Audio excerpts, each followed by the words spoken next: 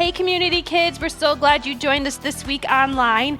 This month we're learning all about responsibility and showing others that you can be trusted. And this week we're going to learn that we want to treat others the way we want to be treated. Do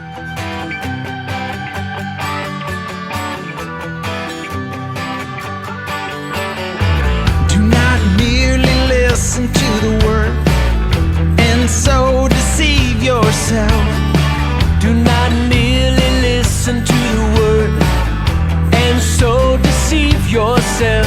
Hey, do what it says. Do, just do it. Do what it says. Oh yeah, oh yeah. Do what it says. Do, just do it.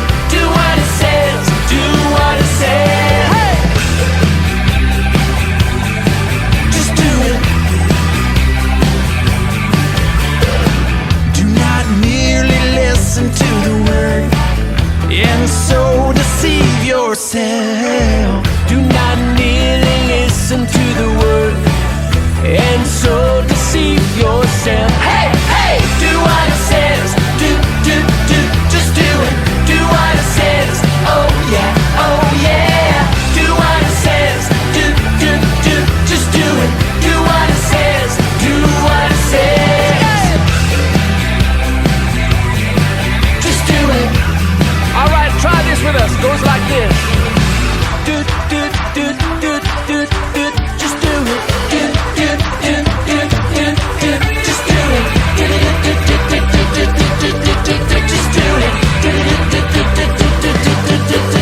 do it. Do what it says. Just do it. Do what it says. Oh yeah, oh yeah. Do what it says. Just do it.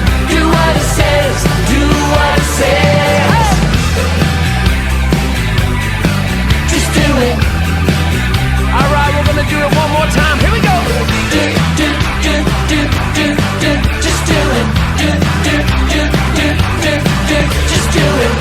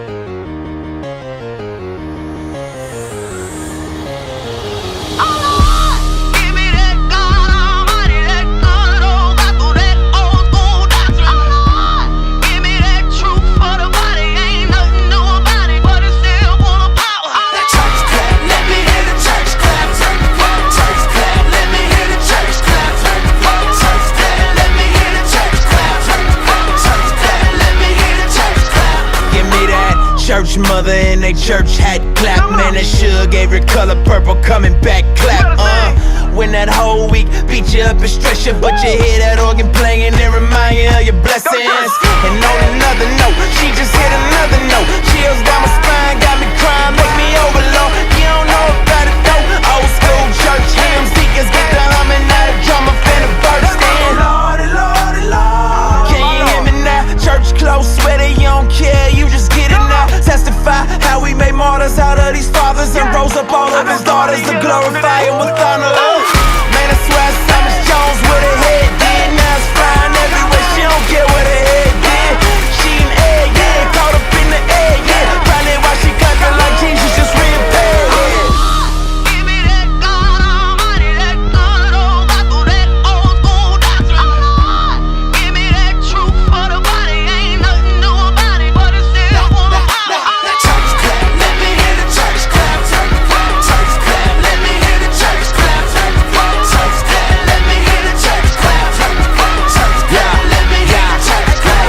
I wanna be the type of dude that get the Lord on his feet. I wanna do the type of shows that the Lord wanna see. What I mean, if I can make the whole church clap, it ain't a clap in the heavens, then that clap just a clap. For his son glorified, sin mortified. The Holy Spirit going word, that truth ain't watered down.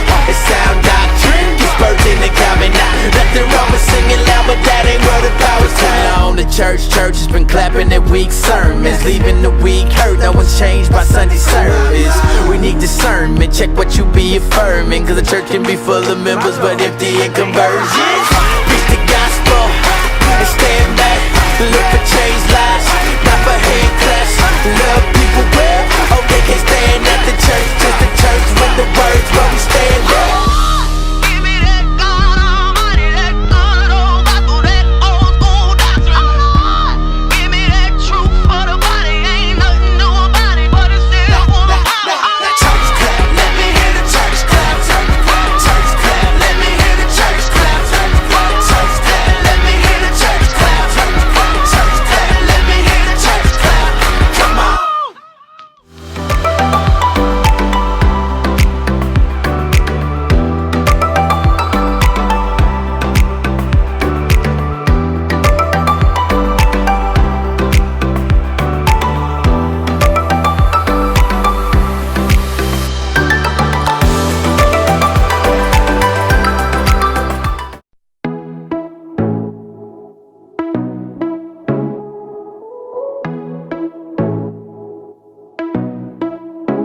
I'm not helpless.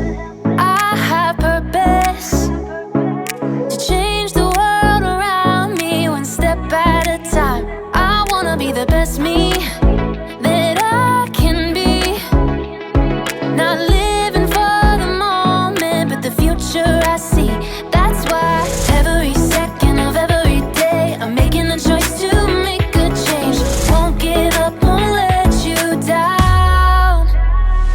I'll go for it and get it done. I'm on it, I got it, still having fun. You can count on me. It's my responsibility, and you know you can count on me. I'm not helpless, I have purpose to change the world around me one step at a time. I wanna be the best me that I can be. Not living for the moment, but the future I see. That's why every second of every day I'm making a choice to make a change. Won't give up, won't let you down. I'll go for it and get it done. I'm on it, I got it, still having fun. You can count on me. It's my responsibility, and you know you can count on. I'll go for it and get it done. I'm on it, I got it, still having fun. You can count on me. It's my responsibility, and you know you can count on. It's my responsibility, and you know you can count on me.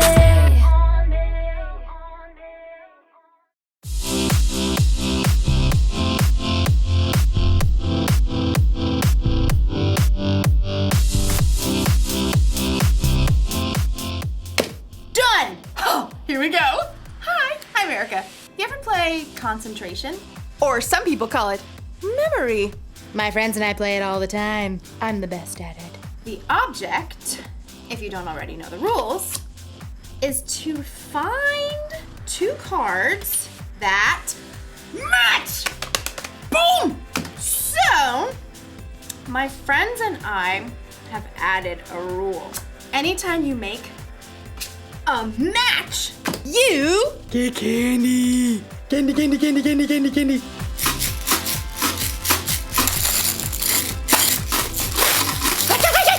What can I do? It's a rule, and rules are part of life. Yes! You've got to talk about rules when you're talking about responsibility. Responsibility is showing you can be trusted with what is expected of you. Of course, the rules don't say I have to eat candy every time I get a match. So, usually, I save it for later. This is what I've won so far. I mean, what can I say? I know how to pick 'em. My friends are like, you're too good at this game. Give us some candy. And I'm like, get your own. I might have a problem. No. Today's story is one that Jesus told about a man who had a little problem with sharing. Who knows what that's like? I'll see you in a bit. Mine. The Bible. It's 66 books of history, stories, letters, and poetry that fit together to form God's one big story. The epic adventure of how He created us and loves us so much that He made a way to rescue us. As we travel through the Bible, from Genesis to Revelation, we discover people who met God and found their lives changed forever. Now, for an amazing story, inspired by the book of Luke, chapter 12, verses 13 through 21. Everywhere Jesus went, large crowds followed him. Some really wanted to learn and change. Some were just curious. Others, like the religious leaders, listened to Jesus' words so they could trap him with tricky questions. But there were some people who just wanted Jesus to back them up, to tell them that their way was the right way. One of these was a man, we'll call him Ezra. Teacher! Hey! Teacher! Ezra's demand was loud enough that everyone stopped talking to look at him. Are you gonna let me through or what? Ezra shoved through the crowd, dragging another man behind him, his brother. Teacher, you've got to tell my brother here that he has to divide the family property with me. Ezra's brother looked like he wanted to sink straight into the ground. Jesus turned to Ezra. Friend, who made me judge or umpire between you? People listen to you. I thought you could, just settle this. Tell my brother I'm right. Watch out. Be on your guard against wanting to have more and more things. Life is not made up of how much a person has. That is not what I asked. Jesus didn't argue with the man. Instead, he told a story, a parable. If he had told this story today, it might sound just a little something like this. There once was a rich man whose field grew a fantastic crop of grain. Perhaps it was corn. His manager brought him the good news. Sir, we're set to bring in a bumper harvest of cobs and kernels. Yes! Go me! Oh, well, your employees did an excellent job of preparing the fields. Go me! And there was a lot of sunshine. Go me! And just the right amount of rain. Go me! Yes, go you. Harvest the crop at once! Well, we're working on that. There's just a little problem. Problem? Who messed up? Fire them at once! Oh, no. It's a good problem. You don't have enough barn space to store all your grain. Huh. I'm just too successful. Go me. Well, I was thinking you could share some of the grain. Share it? Well, yes. Some extra bushels for your employees, maybe give some of it away, popcorn for all the kids in town, hold a cornbread festival for everyone. But it's all mine. Oh, yes. Yes, it is. I know. I'll tear down my barns and build bigger ones. Then I can store up all the extra grain for myself. Oh. See to it. I want those new barns up by the time the corn harvest is in. Yes, sir. The old barns were torn down and brand new, bigger barns were built. Perfection. Is the corn harvest complete? Yes, sir. All finished. Excellent. Have the men store it all in these new barns immediately. But they're so tired. I said immediately. Yes, sir. At last, the rich man's entire corn crop was stored in his shiny new barns. He settled back in a comfy deck chair and surveyed his property as the sun set. Go me! Self, you've done pretty well for yourself. You got grain stored away for a lot of years to come. He popped a gourmet corn chip into his mouth. Self, take it easy. Eat, drink, and live it up. You foolish man. The rich man nearly choked on his chip. Excuse me? The rich man looked around, but he could see no one. He was entirely alone. Oh, great. Is this supposed to be some God moment where I discover what I've been doing wrong? That's exactly what it was. You foolish man. Tonight I will take your life away from you. Then who will get what you have prepared for yourself? Could we come up with a different ending to this story? But there was no way out for the rich man. He had chosen to focus only on what he could keep for himself. Jesus wrapped up his parable by explaining, That is how it will be for whoever stores things away for themselves, but is not rich in the sight of God. We don't know how Ezra responded, but maybe, just maybe, he started worrying less about getting more of his family's stuff. Maybe he started to care a little more about sharing what he did have with his brother.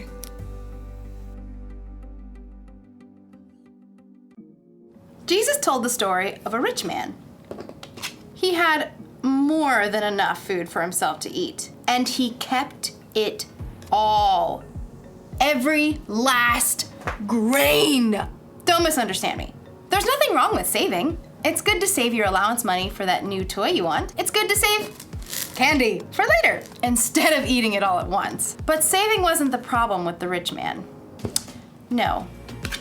His problem was his heart. He loved himself and his stuff more than he loved other people. And that's not good, because people are always more important than stuff. You see, I can't say that I'm a follower of Jesus if I'm going to be selfish with the things I have. Those things don't match. It's our responsibility to share with others, and we all have something we can share. Maybe you have time to share, or money, or candy. You're going to have all kinds of chances in your life to share with someone who has less than you. Don't miss your chance. Here's a rule for life to remember today. Share what you have. I've got candy to share next time I see my friends. I've got clothes I don't wear anymore that I could donate. And I've got time if anyone wants to play concentration with me later. Although I warn you, I'm pretty much the best at it. See you next time. I'll save you some candy.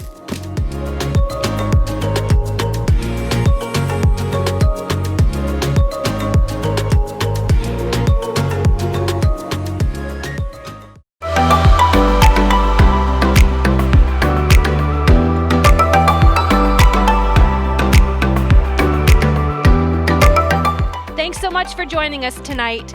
We hope you have a great week.